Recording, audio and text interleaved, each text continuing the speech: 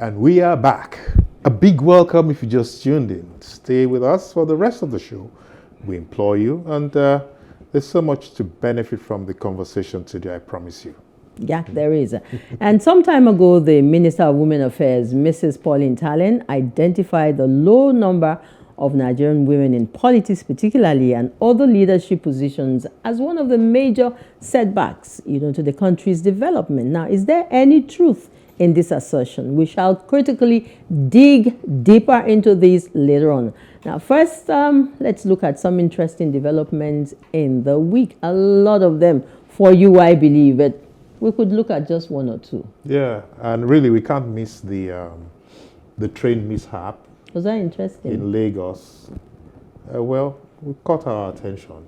It did. And it's really sad that such an accident would happen right in the heart of Lagos.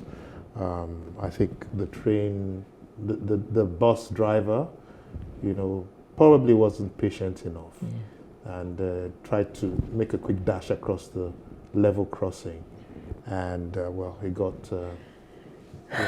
I listened to a lot of review and conversation on this subject matter yesterday, and so many people were talking about the role that the passengers play, not only in the BRT, even the other public vehicles, Okada, Keke, and all of that. That sometimes we are very complacent. Let me use that word.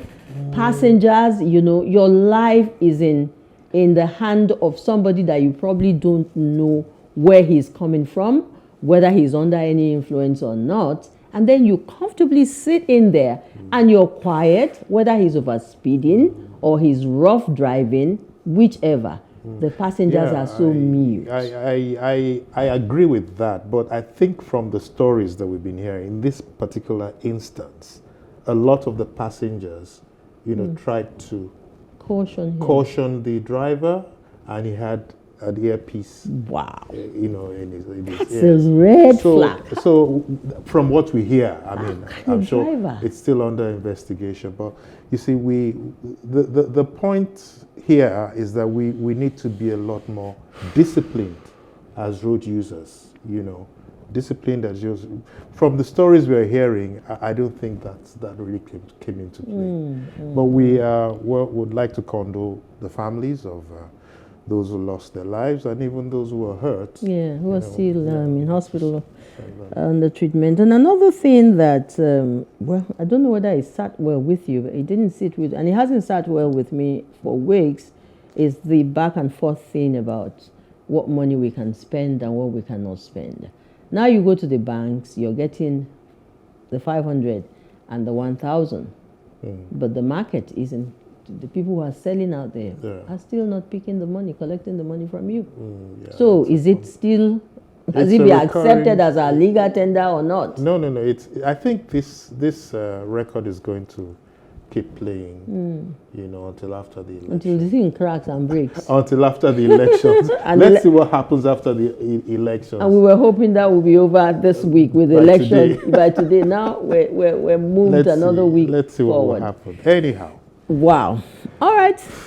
So we go to the topic for today. The non-emergence of women in Nigerian politics is at the center of our conversation this week. A lawyer and development consultant and previously executive director, Women in Successful Careers, Whisker, is our guest. Welcome to the show. Good morning. Thank you very much. Thank you for having me. I beg for forgiveness. I don't good your name. So let's get it right. But can you hang on. Fabia, Fabyan, yeah? Ogunmekan. Yes. Fabia, so now Fabyan, I can dare, you discover that I you tactfully did not mention the name. Steady away, yes. Fabia, Fabyan, Ogunmekan. Welcome to the show. Thank you so much. Thank you. So we don't have much time, and it's a huge topic. Do. It's something that has always been on the table for a while.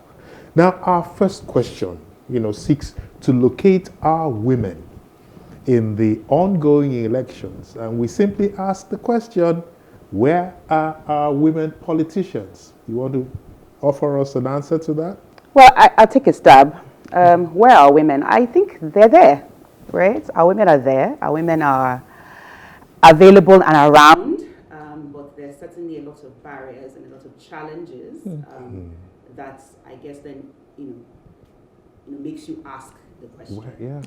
So I think INEC, based on INEC statistics, we had about 10%, so just over 1,500 plus women out of Vying for positions. out of 15,000 candidates in total vying for positions from across board, from federal level to running for governor, running for deputy governor, running for the national houses of assembly, and across various positions, over 1,500, just under 1,600, so about 10%. Okay. So that already sort of begins to paint the picture, but. So it's 10% and it's a low figure. And of course we know that if 10% are running, what are the chances of how many will come out victorious, right? But I don't think it's for lack of not wanting to participate or a lack of interest. It's for reasons of, all the sort of structural barriers that hinder women from coming up and saying, I want to run. We'll talk about the barriers. Before we get into all of that, I'd like So the women are there. When you say where are the women, they are there. I'd like for you to help us look at, at women participation in politics and leadership globally. How well is Nigeria doing when you look across the whole world? So we're not doing well at all. We're not doing well at all. Globally, of course, there's a gap. There's a huge gender gap in terms of women's political participation. But there are some countries who are doing well, who are leading, especially a lot of the sort of Scandinavian and Nordic countries. Obviously, more participation in the West and the more developed countries. But even right here in our continent, in Africa, you've obviously got the examples of countries in East Africa, especially countries in Rwanda, countries around sort of Kenya, Rwanda, Southern Africa axis. Rwanda especially is leading the pack. On the western side of the sub-Sahara, we're not doing well at all. And Nigeria, who we claim to be the giant of Africa, that is our tag. We're certainly not doing well when it comes to women's political participation. I think, at the last the last set of elections and that we're phasing out now, it was about 8% or so in terms of our participation, our actual participation in elected office. In terms of participating in politically appointed positions, is really nothing to write home about either. Okay. That will be looking at politics. Now in the corporate world, no doubt we've seen women show up and excel and shine, not only in the boardroom but in other positions of great influence. Now, are they now making that their comfort zone, so to speak?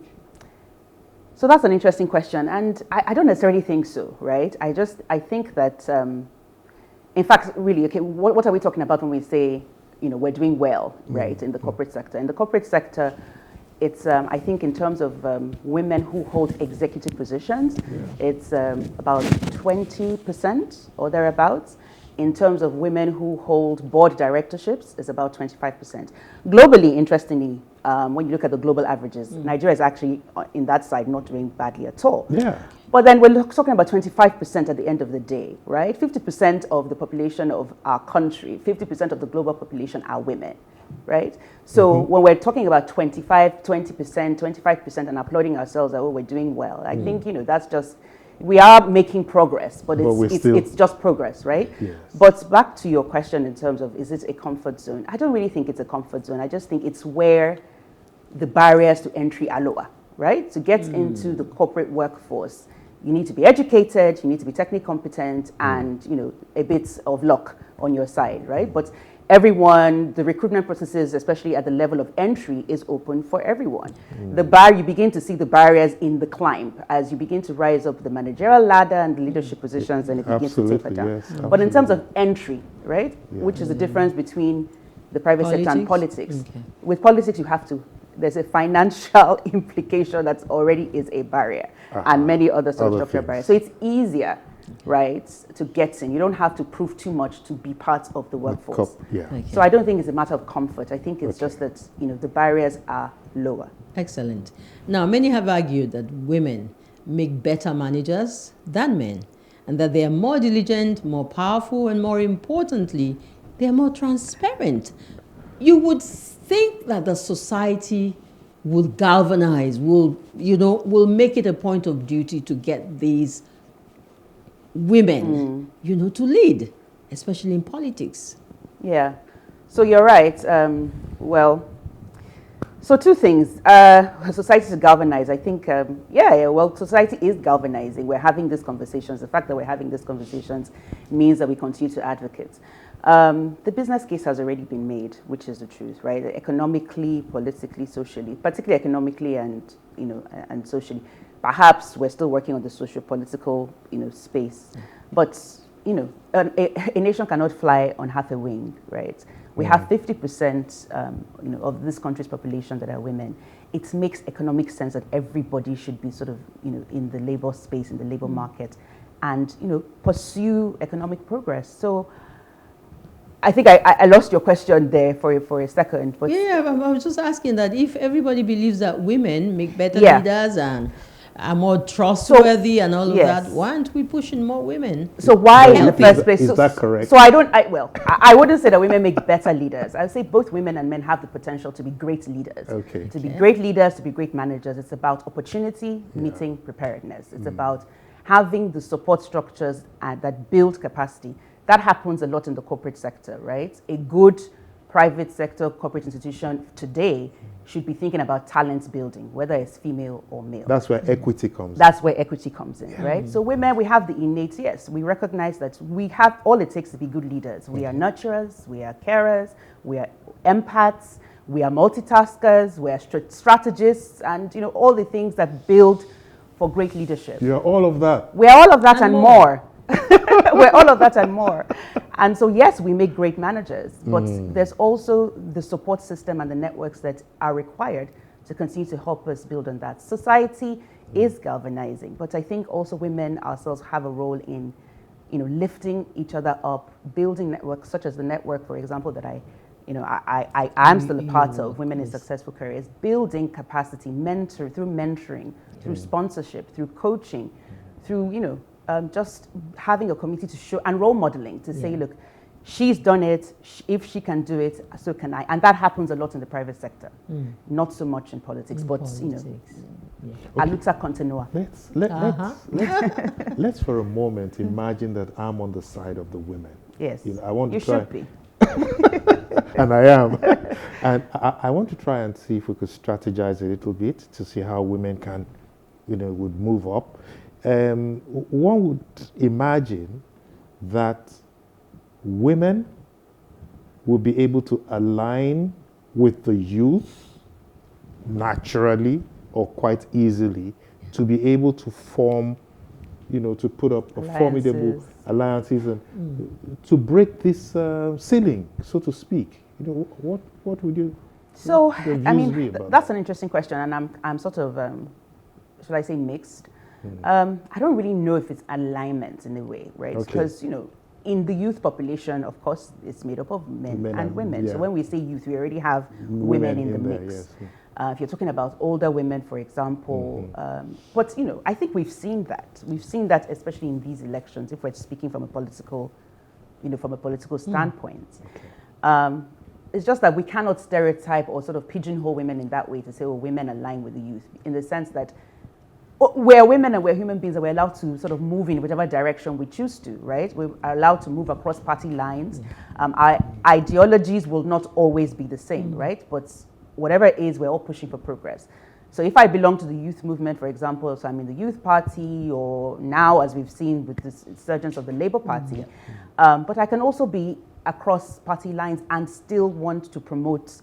So it's really about, when you say alignment, it's really about where do we find that base? Where do we sort of, is there one political party, for example, that we pitch our tent that becomes the women's flagship women's party and youth party? I think that we have begun in these elections. Women and youth party wouldn't be a bad idea. In fact, I had a conversation about that with one of my mentors, and she was like, "Look, we can't wait, for this sit at the table. We have to create our own spaces. We have, and that is what has happened in certain countries who have really seen progress with women. They've created women political parties, and it's not impossible. It's not. Where the barrier will not be 100 million naira to buy a ticket. I'm on your side, you see. You are a he for she, and that's fantastic. You are a he for she. So we have to create our spaces, and definitely, yes, aligning with the youth. But I think that is something that would happen naturally, because women are youth, right? A huge population of our country today is youth, and a large number of that are young women as well.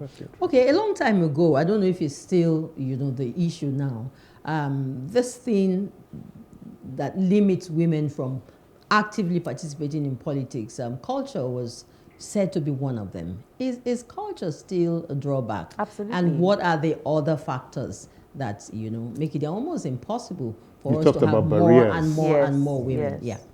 So culture is a big part, and I think it's actually probably the number one part. Cultural norms still exist, and a lot of organizations that are working in the space of women's rights and women's activism certainly recognize that as one of the biggest challenges. And of course, when you talk about culture, you begin to talk about things like patriarchy, right? We do live in a patriarchal society. A lot of our laws and policies were written by men for their interest, for society, right? So, I mean, it's a whole gamut of things. I don't know how much time we have. We've got issues from the grassroots around. It's not even a grassroots issue. Inheritance is not a grassroots issue. Today, in many societies in Nigeria, women still cannot inherit property from her father or her parents. When you talk about ownership of land, even though we know that 60% of women farm the lands, right, which is a source of economic production and economic activity, how many of them own the lands? Because we have laws that still prevent, or cultural norms that still prevent land. Marriage, for instance. Land from transitioning, exactly. Okay. So cultural norms exist. Even we're talking about politics, even traditional rulers. How many women traditional rulers, considering the role we play in societies as as as community mobilizers, as community organizers? How many of us, how many societies recognize women as chiefs? So the issues are, starts really from the grass, from the right from the sort of the basis of our foundations of our society.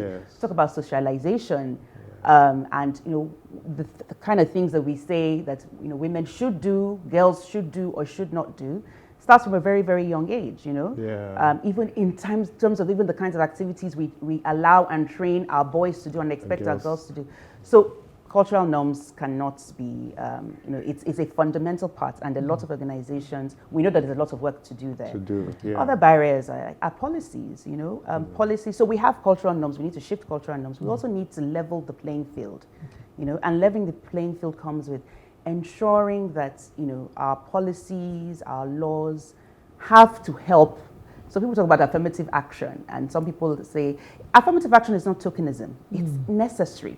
Okay. Right, we're talking about years and years of historical, suppression. Exactly, right. So we, so it's not that women are looking for handouts. We are qualified, right? If we are giving the opportunity for education, to be educated, girls educated, not being pushed into early marriages, giving the opportunity to go through secondary school, you will.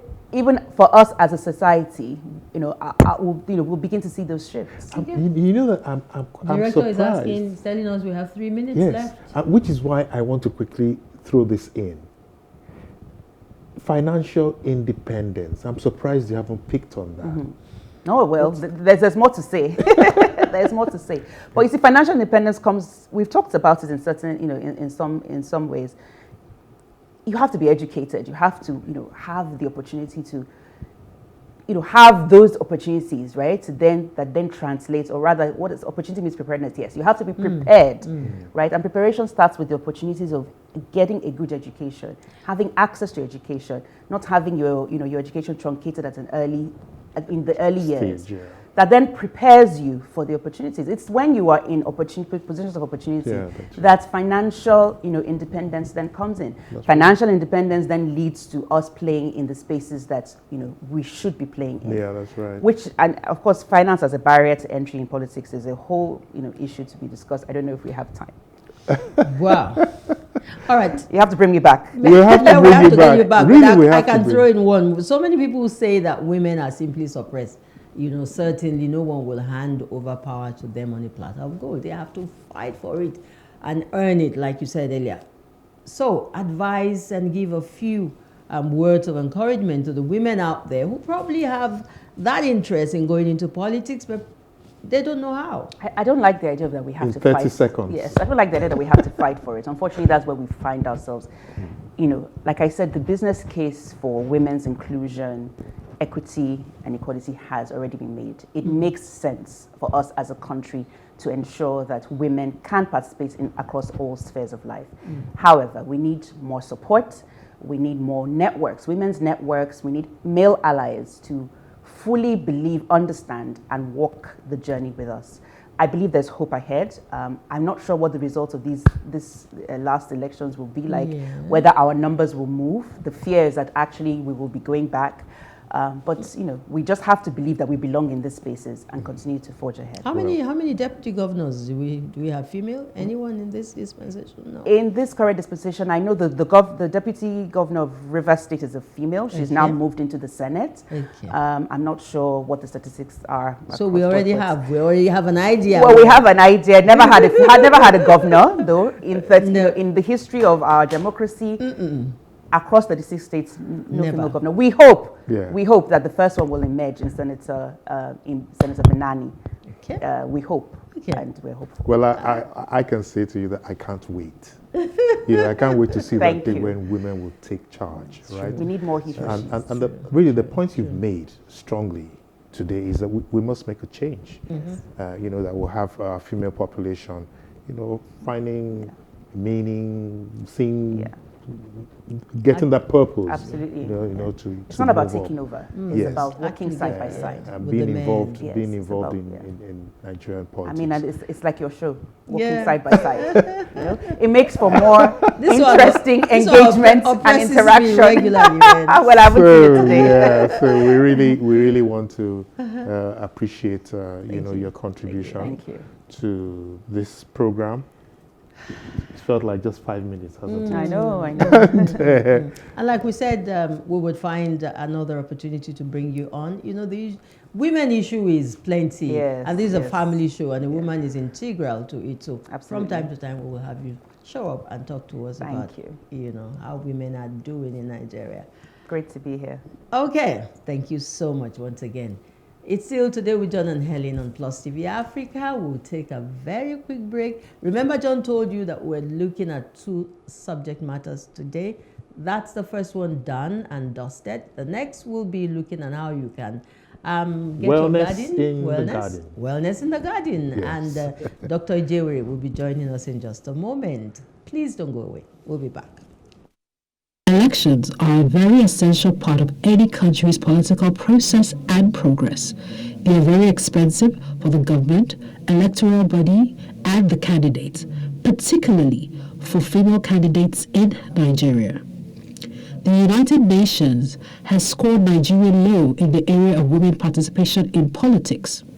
Also, the report by the Gender Strategy Advancement International states that women participation in Nigeria falls below the world and African continental standards.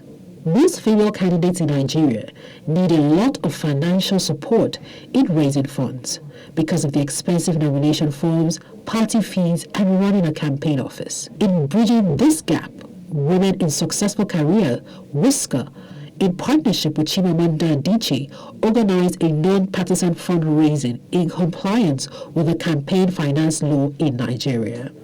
We were all disappointed in 2019 at the decline of female representation at all levels of governance.